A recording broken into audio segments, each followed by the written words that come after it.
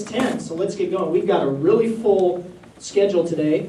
As you guys can see, we have a great program, color program, double-sided that we did this year on color. Welcome to the 19th Annual Winter Weather Forecast Conference. It's got a little twist on it this year with a new name and an expanded afternoon session, which we are sure you guys will be excited to see. Thanks for helping with those empty seats, too. But first, breaking weather news. You should know that this was not, we weren't going to get out without doing this. Are you awake yet? No. So, everybody does look like that. It's coming. Do you like it snowing? Yes. That's right. Do you like it cold? Yes. Come on. Do you like it cold? Yes. All right. Do you like it snowy and cold? Yes. Now we're talking. Would you like another November to remember? No. Yes. This is not a Lexus commercial. It's not December yet. Okay, anybody that said no, you gotta leave. Well, maybe this will help wake you up. Okay, folks. Day 11's GFS Super Ensemble Composite Analog out yesterday, I believe at 12Z, I think it was. There we are in the Pacific Northwest, right there. Nice, deep, cold trough. George Miller's favorite November 1955 analog, and the correlation coefficient of 0.95 almost up there in the corner. Pretty good. That's a big tease, by the way. Here's the Euro, 7-10-day mean, 500 millibar. And the one on the right is the GFS, same time frame, nice deep trough over the Pacific Northwest. Is it cold enough for snow? No, not really, but I just thought I would tease everybody. I know.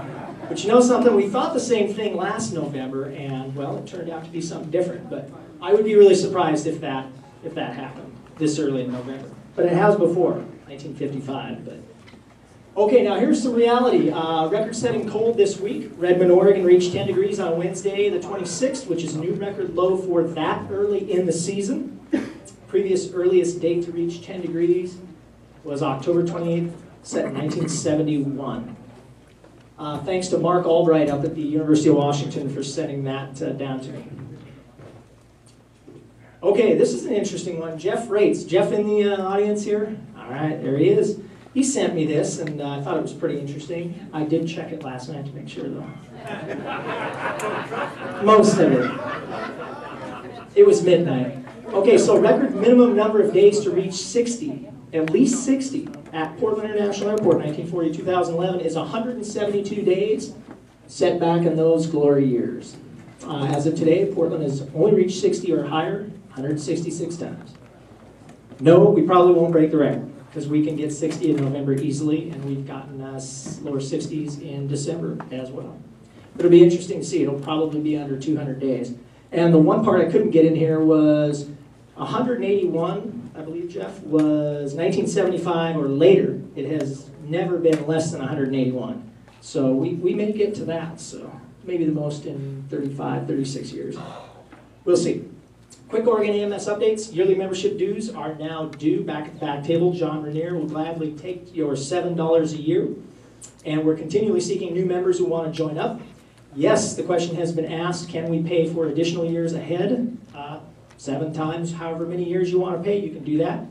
John will gladly take your money. John is waving the famous Oregon AMS pens back there that he was very proud of, that we grabbed some, so go by and steal one of those from him, and that would be awesome. Okay, Tuesday, November 29th. This will be a hot topic, guys. Oregon AMS monthly meeting, next meeting, of course, on the 29th. That'll be the Tuesday just after Thanksgiving. It will be hosted right here in this room. George Taylor, former state climatologist who we'll hear from here in a little bit, meteorologist Chuck Wise, and Dr. Gordon Folks will present on the topic of climate change and why they believe humans are not the main driver behind this. I've already received several emails on that, and it is going to be, they were very valid questions.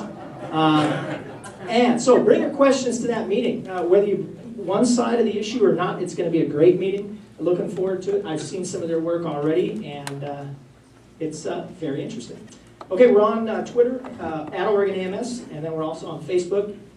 Facebook.com/OregonAMS. Bobby Corser, our Vice President, keeps those up to date. So, Bobby, thank you, wherever you're at. And don't forget, please support our weather vendors outside. George Miller is out there selling both of his books. I see him looking through the door right now.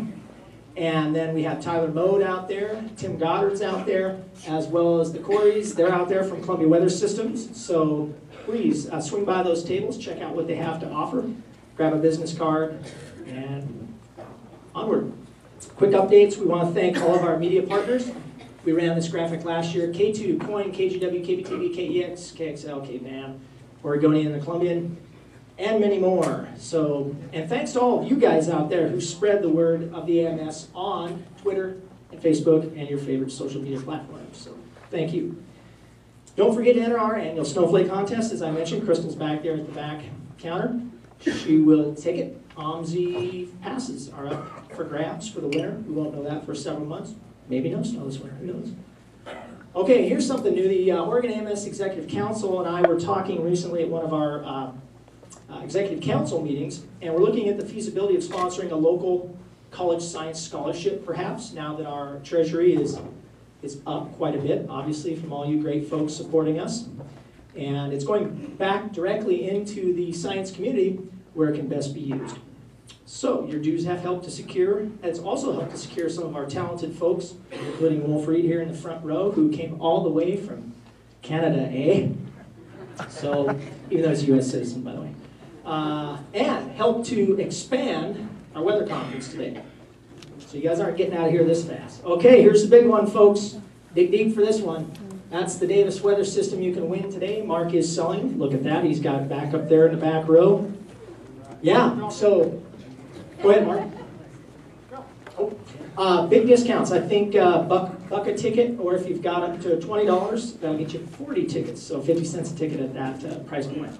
So swing on by there. Proceeds will benefit the Oregon chapter of the AMS.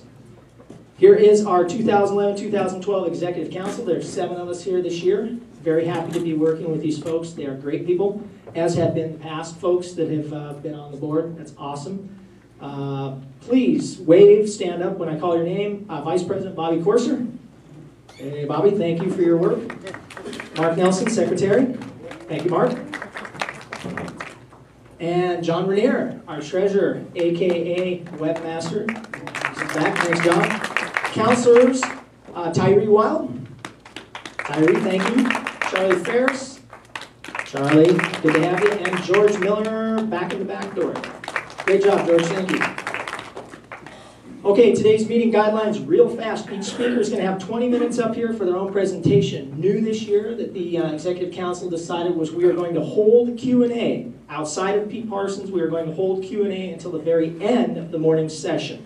Then we'll have the 4 remaining folks. Pete's got to get back to work, so he's going to head out early.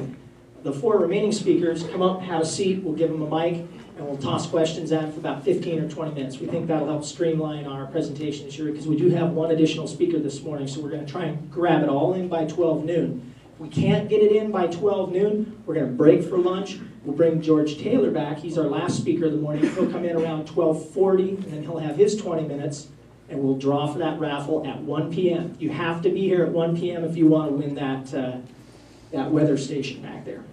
So we'll just kind of play it by ear and go from there. Timing by all speakers will be monitored right here in the front row by Mr. Phil Welke. So keep an eye on your 5, 3, 1 minute, and wrap cues, and we'll keep it going.